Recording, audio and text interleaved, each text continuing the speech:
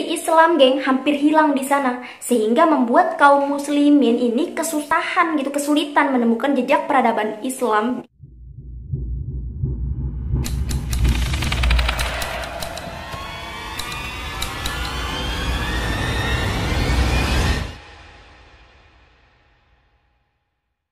Hai geng, assalamualaikum warahmatullahi wabarakatuh. Apa kabar kalian semua?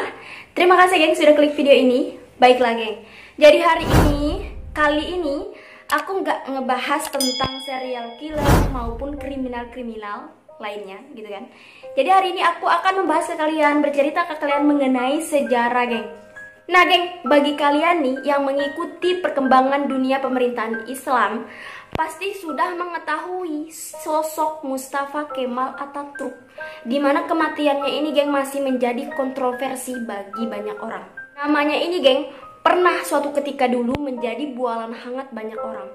Ya, ini adalah presiden pertama Turki dalam sejarah dunia geng. Dia dianggap sebagai pemodenan Turki, yaitu modern di mana namanya ini sangat diagungkan. Dia ini diberi gelar Atatürk, yaitu bapak orang Turki geng. Dan dia juga nih yang membawa sekularisme di Turki. Oke geng, langsung saja kita masuk ke pembahasan siapakah Mustafa Kemal Atatürk ini. Bagaimana dia ini bisa kematiannya menjadi kontroversi banyak orang.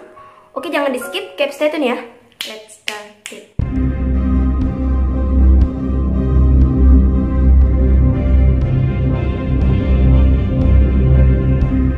Mustafa Kemal Atatürk ini geng dikenal sebagai pendiri Republik Turki. Dia ini nih lahir dalam lingkungan keluarga muslim, yaitu dari orang tua Turki yang sederhana di kota pelabuhan kosmopolitan Salonika, yaitu sekarang di Thessaloniki di Yunani pada 12 Maret 1881. Ayahnya yang bernama Ali Riza merupakan pegawai biasa yang bekerja di kantor bea cukai, sementara ibunya merupakan seorang wanita yang sangat taat geng dalam beragama. Mustafa Kemal ini geng dikenal akan aksinya gitu merevolusi Turki menjadi bangsa baru yang lebih modern, dan juga dia ini dipuja-puja dikarenakan dia ini berhasil gitu menyelamatkan si negara 1000 masjid itu dari penjajahan saat itu. Alhasil Kemal ini pun geng dipuja-puja, bahkan dikultuskan. Namun bagi sebagian orang justru si Kemal ini dikenal sebagai penghancur negara itu geng. Jika dilihat sejarah nih dari sudut pandang lain, Mustafa Kemal ini geng merupakan Yahudi yang menyamar menjadi seorang Islam untuk menghancurkan Islam itu sendiri dari dalam. Dia adalah orang yang bertanggung jawab geng, menghapuskan pemerintahan Khalifah Islam yang dibubarkan secara resmi, yaitu pada tanggal 3 Maret 1924. Kekhalifahan yang sudah bertahan ratusan tahun lamanya hancur geng karena si Mustafa Kemal Atatürk ini. Dia ini geng sengaja gitu menjauhkan nilai-nilai agama dari kehidupan rakyat Turki yang sudah ratusan tahun itu dinaungi cahaya Islam. Hanya itu geng, banyak sekali kegilaan-kegilaan lainnya yang sudah dilakukan oleh si Mustafa Kemal Atatürk ini terhadap negeri 1000 masjid itu geng. Sungguh pengkhianat Islam yang kita nggak bisa bayangkan gitu kekejamannya. Mari buka mata geng dan lihat seperti apa sosok Mustafa Kemal Atatürk yang dibanggakan nggak hanya oleh orang Turki, tapi juga oleh dunia. Saat itu geng, Turki ini sedang mengalami kegoncangan gitu setelah kalah dari Perang Dunia I. Nah, di saat keadaan genting seperti itu, muncullah nih sosok yang digadang bakalan mampu menyelamatkan Turki dari keterpurukan saat itu geng. Mustafa Kemal nih merangkak nih sedikit demi sedikit hingga akhirnya dia ini mampu menuju puncak. Sebelum menjadi bapaknya orang Turki nih geng, diketahui Mustafa Kemal ini geng melakukan intrik-intrik khusus. Misalnya dia ini memposisikan diri sebagai pahlawan dengan mengusir Inggris dan Yunani dari tahanan Turki saat itu. Terkesan heroik gitu kan geng. Namun ada hal yang aneh gitu dari upaya ini, dimana ketika Kemal mengusir bangsa penjajah tanpa perlawanan bersenjata. Ini merupakan hal yang sangat mustahil gitu kan geng. Nah, dari sini kemudian banyak yang menganggap gitu geng, bahwa ada kerjasama terselubung antara pihak Kemal, Inggris, dan Yunani untuk melakukan skenario tersebut. Kemudian geng, yaitu tepatnya pada 3 Maret 1924 nih, Badan Legislatif mengangkat Mustafa Kemal ini sebagai Presiden Turki dan membubarkan Khalifah Islamiyah yang sudah berdiri ratusan tahun itu geng. Sultan kemudian dilucuti geng dari kekuasaannya, kemudian diusir, nggak hanya sultannya tapi keluarganya juga diusir dari Turki, kemudian kekayaannya disita gitu untuk negara. Langkah ini mendapatkan kecaman dari muslim dunia. Berbagai usaha yang dilakukan untuk mempertahankan kekhalifahan itu, tapi hasilnya nihil. Tetap aja kekhalifahan itu dibubarkan dan gak bisa dipertahankan. Mustafa Kemal Atatürk ini bertindak radikal guna menghancurkan peradaban Islam. Dia juga bertindak diktator dalam menjalankan pemerintahannya, geng. Ia menetapkan ideologi negara menganut paham sekularisme.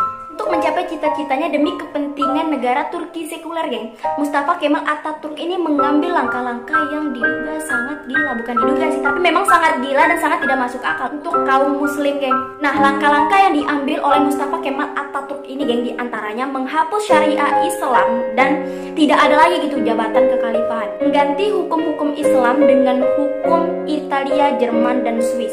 Menutup beberapa masjid dan madrasah, mengganti nama negara dengan sekularisme, kemudian mengubah azan ke dalam bahasa Turki, melarang kaum wanita menggunakan kerudung dan pendidikan terpisah, kemudian pelajaran agama itu dihapus, geng, di sekolah umum, dan masih banyak sekali gitu peraturan-peraturan yang sangat menentang ajaran Islam yang diterapkan oleh Mustafa Kemal Atatürk ini. Padahal dia ini merupakan seorang muslim, yang dia ini juga lahir dari keluarga muslim gitu, geng. Kok bisa gitu ya dia seperti ini? Akibat ulah Mustafa Kemal ini, geng, pemaksaan ini akhirnya membuat negara Turki ini menjadi republik sekuler dan anti terhadap dakwah Islam. Ciri Islam, geng, hampir hilang di sana, sehingga membuat kaum muslimin ini kesusahan gitu, kesulitan menemukan jejak peradaban Islam di tanah Turki. Sesaat berkuasa nih, geng, Kemal Atatürk ini pernah menggantung 30 ulama, dan dia ini mengatakan bahwa dia ini bisa mengubah Turki itu menjadi negara demokrasi apabila dia bisa hidup sampai 15 tahun lagi. Tapi jika dia mati, itu akan memerlukan waktu 3 generasi lagi. Gitulah, geng, keangkuhan Kemal Atatürk ini. Dialah pencetus sekularisme di Turki, geng, dan dialah orang yang membubarkan kekhalifahan Islam yang sudah berdiri ratusan tahun di tanah Turki. Dia ini sebagai penghancur Islam di Turki, pengkhianat nih orang.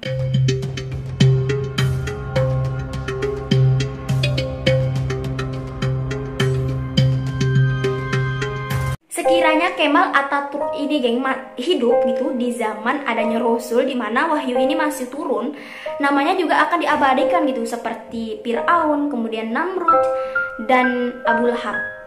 Karena kematian mereka-mereka ini, orang-orang zalim ini, geng, sangat tragis dan sangat unik. Kenapa unik? Contohnya nih, Namrud, dia mati karena sakit kepala dikarenakan seekor nyamuk masuk ke telinganya, sehingga kalau dia ini merasa kesakitan, dokter pribadinya ini menyuruh dia untuk memukul kepalanya gitu agar berkurang sakitnya. Setelah lama bergelut dengan sakratul maut nih, geng, akhirnya Namrud ini mati dalam keadaan hina dan tersiksa. Begitu juga dengan Fir'aun yang mati lemas di dalam laut. Nasib serupa juga dialami oleh Mustafa Kemal, geng. Dia juga diberi balasan oleh Allah.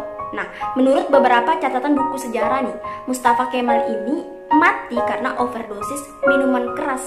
Ditambah lagi dengan berbagai penyakit lain seperti penyakit kelamin, malaria, penyakit ginjal, dan liver atau penyakit hati, geng.